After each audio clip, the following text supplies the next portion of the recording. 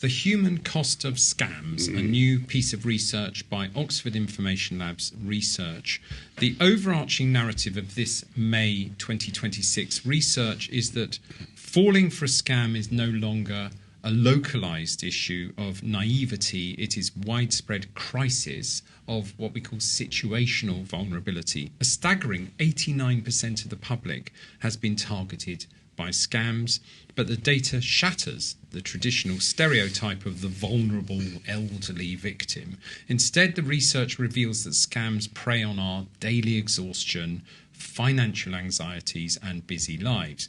Young adults, 18 to 29, are actually far more likely to be victimised than those in their 70s. And loneliness, a key driver of vulnerability, peaks on the 40s to 60-year-olds, not the elderly.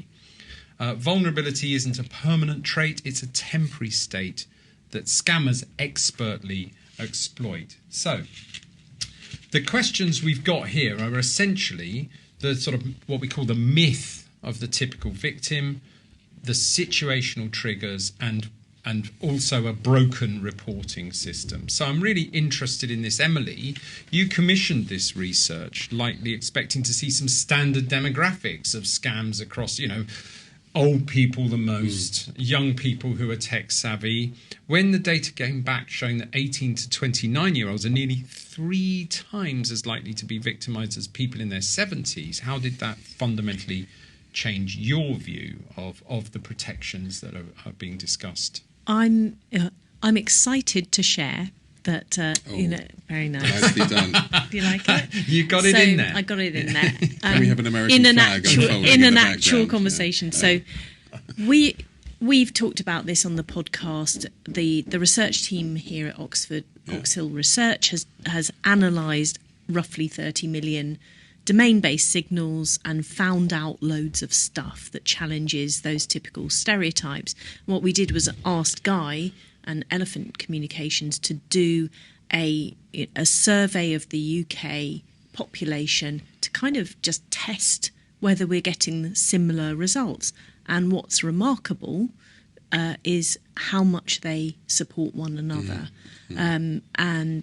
Actually, I'm really keen to hear from you, Guy, about what struck you in those survey results. Anything that surprised you? Anything that made you feel sad? Yeah, so an overwhelming sense I had, and in fairness, your team did the survey. We just helped. We just helped. We did some LinkedIn posts for you. No, I'm joking. I said which is marvellous. Which is marvellous. Let's be clear. One of the things which I think the research echoed a conversation that your team, that I think Alice and your team had introduced at a conference last year when she introduced this. And this is safeguarding. Yeah, simple but actually enormously game-changing thought about adopting a safeguarding approach rather than victim blaming and all this sort of stuff. And the research really showed that vulnerability is not about pointing fingers and not about isolating people. It's about thinking about safeguarding. The thing that some of the things that struck me from the research, which again Alice and Carolina wanted in as filters because they had a hunch there were things and the research showed it. But people with medical, let's call it medical conditions, I don't know if that's the right phrase, but people with cognitive memory or other things or neurodiverse things, people with conditions, there were huge vulnerabilities to situational things, which I think really needs to be explored.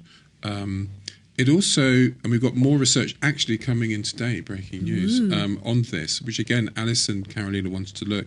But there's also a big issue for people for whom English isn't their primary language. It's a massive issue.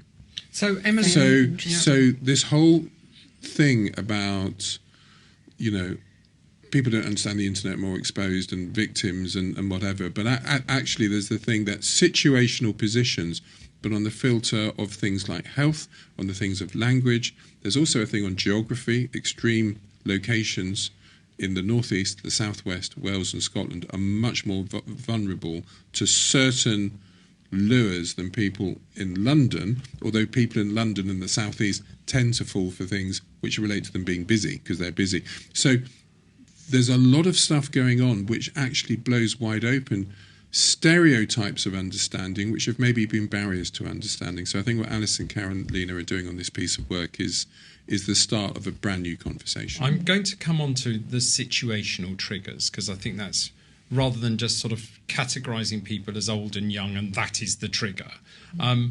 Just sticking to this safeguarding concept, Emily, just summarise. I worked in the health service, and what I recall was there was certain events in law that happened where a child was killed.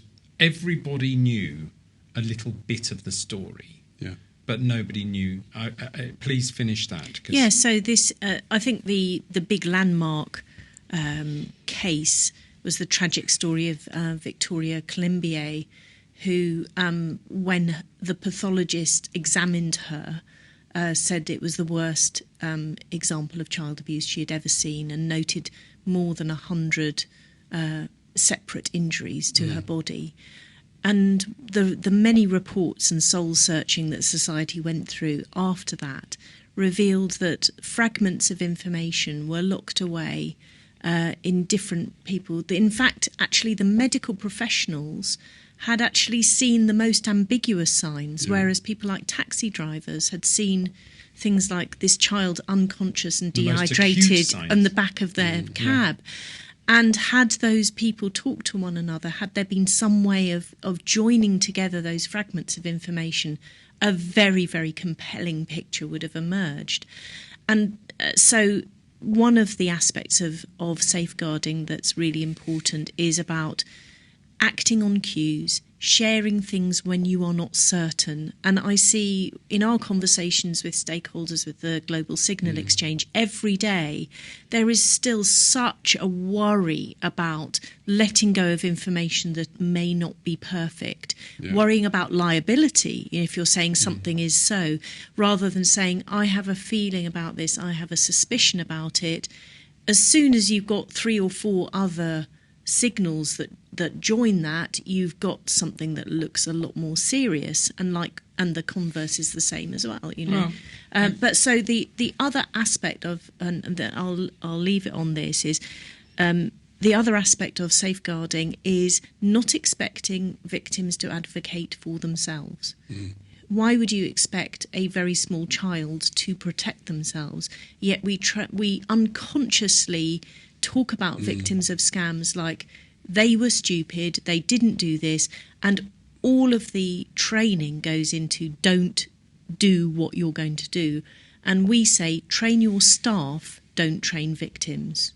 Question to you both, really. I want to throw a wild card in, if I may, because I'd like to hear your answer to that. Slightly outside take, in a way.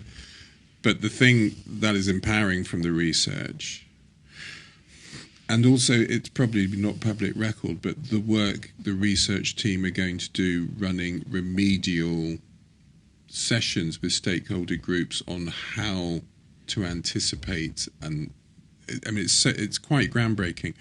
My take, looking at scams as a civilian from the outside the tech world, is there are a lot of people who are scared, there are a lot of people who don't know what to do, there are a lot of people who willingly accept that it's their fault, and maybe I think that's encouraged by the lack of success on getting help and reporting it. There's possibly also a case, if one reads the news, that there are probably quite a few organisations out there that probably grow their businesses and make a lot of money by people being scared and selling software and doing things. But what your research team are trying to do is to break through that and not deal with the fear dynamic, but deal with the what can we do about it dynamic. So Guy, really, you've answered the question I was about to ask you, and that's absolute genius. I want to ask Emily this. Was that about the neuromantics? Gary Newman. The data highlights that people undergoing major life transitions, like parents of preschoolers or recent divorcees, are at peak risk. And how does an organisation step in to protect, following that safeguarding paradigm? How do they step? How does an organisation that is about business, it's about money, it's about looking after its customers, kind of step in when those people they need to step in and help. So their lives are so chaotic. And yeah, and yes, great question. And one of the things that's really interested me is we've done the research team, and I agree with you, Guy, what they've done is absolutely stunning. Yeah. And I'm saying this as someone who's been a journal editor for 10 years. This is really original research in many, many different ways. When they've presented the early ideas, actually the concept of safeguarding has really been absorbed like a bit like a safety pin, sort of like, oh yeah, that works. What people are really keen to hear now is, so what does that mean for different sectors? And what we hear from the public sector who do safeguarding, they understand the concept, and can they extend it to cover scams and fraud? They're like, we have no resources. Okay, and then the businesses who've never done safeguarding are like, what does this mean for us? And one of the things I am looking forward to, I was just about to say excited to share, but one of the things we'll be doing in the coming months is workshopping with those different sectors. Exactly. What are your opportunities? What bits of information? Do you interface with people directly, or are you business to business? In which case, how could you help other businesses to protect people in advance? I want to admit something. I was hacked. I was scammed last week, and I was thinking about where it's my fault. Okay, because I'm a CTO of an anti-scam company, I know exactly what's going on. I know how the scammers work.